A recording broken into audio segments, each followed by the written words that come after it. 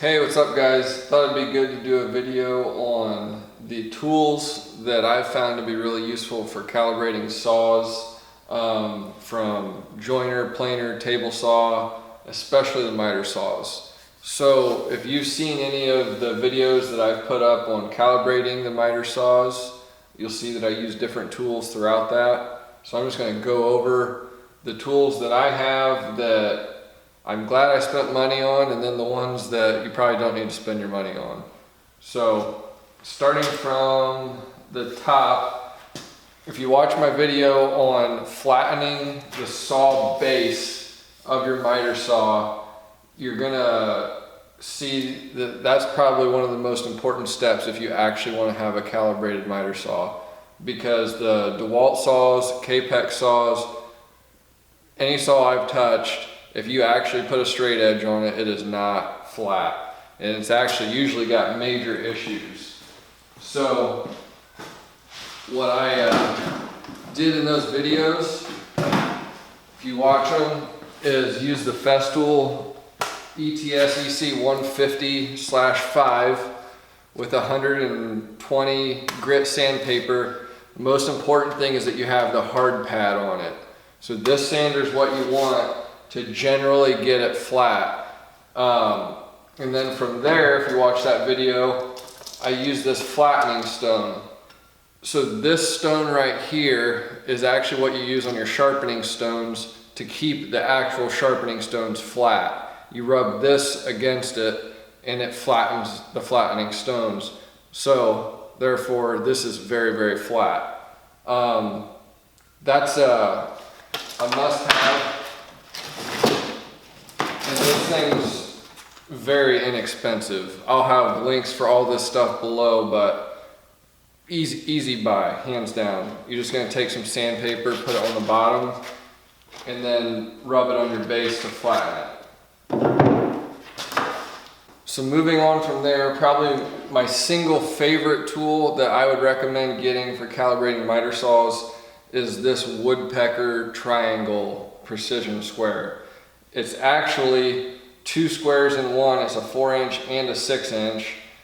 And for some applications, you're going to use the 6-inch, and some you're going to use the 4-inch. But what you can actually do is it's got these knobs on here, and this will actually come apart. And the reason that that is nice is because you want to use as much of a reference area as you can whenever you're calibrating, but sometimes you need a smaller square, such as whenever you're checking your bevel and you've got the blade tilted all the way over. This works super good to just slide in there and you can see where you're at.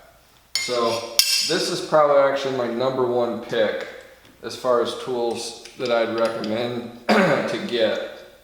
So next up for miter saws, probably my next favorite tool is this 12-inch triangle square from Woodpecker. I use this quite a bit in one of the videos that I made. I didn't realize it, but this was actually a one-time tool. So you can't buy it until it comes out as a one-time tool again. This one I especially like for the sliders because you get a nice wide surface area that you can use the slide function on the saw to see where you're at whenever you're on the 0 as well as the 45.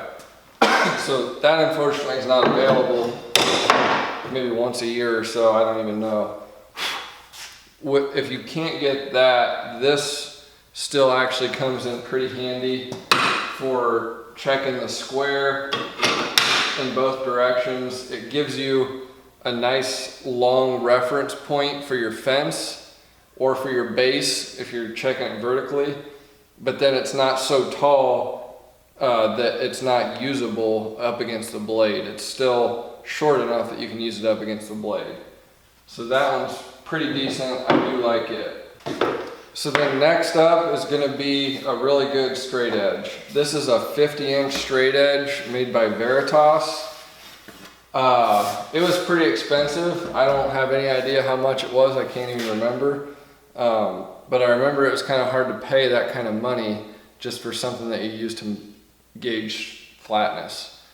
The thing about straight edges and squares is that if you don't have something else to reference them off of to see if they're actually accurate or not, how do you really know? So my theory on that was, I'm going to spend money buying the straight edge from a reputable manufacturer and assume and hope that it is actually as straight and flat as it's supposed to be. So that's kind of my theory on that. You can't flatten a saw base without a good straight edge. You can't calibrate your planer really well without a good straight edge. You can't calibrate your joiner really well without a good straight edge. So for me, as I added equipment, this was just a necessity. So that's one.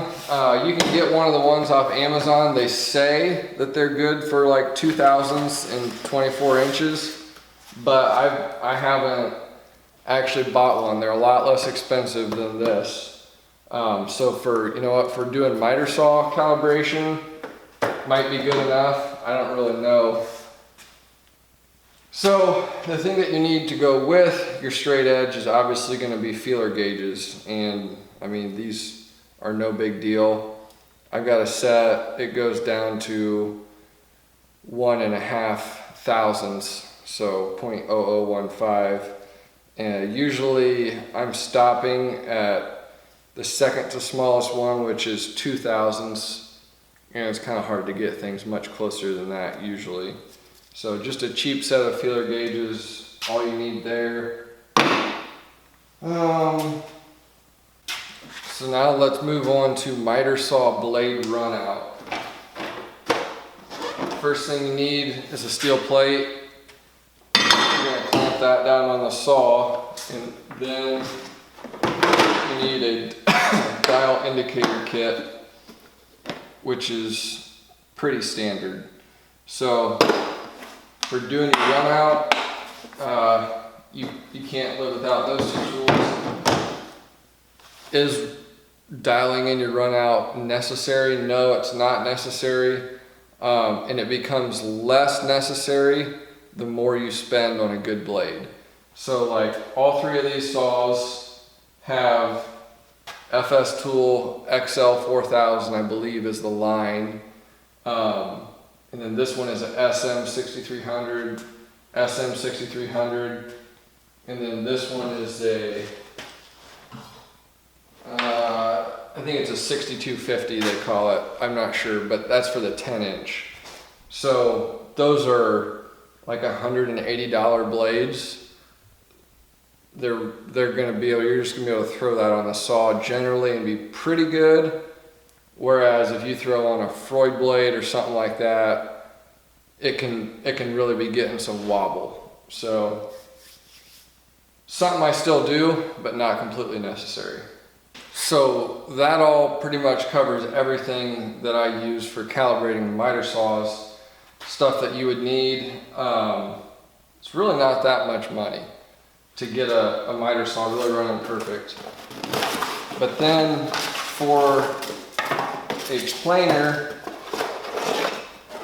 I got this thing. It is a multi-gauge one-way deal, and it's one of those tools that you almost have to have for really dialing in a planer or joiner really well. It's basically got this nice solid base, and then your dial indicator is built in right here, so you can use that to calibrate your heads above or flip it over and use it to calibrate the rollers below. Same thing on a joiner for calibrating your joiner head. It's just kind of a must-have. This is something I got from Woodpecker that I don't use a whole lot, but it is another one of those specialty tools that does its job really well. And this is for the table saw. And what's it called? It's just called the Woodpecker Saw Gauge. But this will you can use it to check your blade to make sure that your miter slots are running with your blade, as well as your fence to make sure that your fence is running with your blade and your miter slots. So again, one of those specialty tools you probably don't have to have, but it is nice to have. So in summary, especially for the young guys who are starting out watching, your work is only going to be as good as your ability to calibrate a saw. It is an essential skill, and unfortunately it does require you to spend some money on the tools to be able to do that. There's no talent in your fingertips that's going to help you tell if a saw base is flat or not. You need a quality straight edge. So it is what it is. But again, just going back through, probably my number one pick for calibration tools would be this Woodpecker, the 6 and the 4-inch triangle square. If you see this one come up as a one-time tool, definitely grab that. This is good for getting things close. Then you need to use your cut test. If you can't get this, I think this is still a great tool. And then, you know, you're not quite as necessary. Your dial indicator for run out and your plate. And then the other stuff I talked about. Definitely pick up a flattening stone, and if you can swing it for the Festool sander with a hard pad to get your bases flat, a good quality straight edge is an absolutely must have if you're going to have shop equipment. And then any set of feeler gauges is going to work. So I hope this helps. I'll have links to everything in the notes below. Let me know if you guys have any questions. Thanks for watching.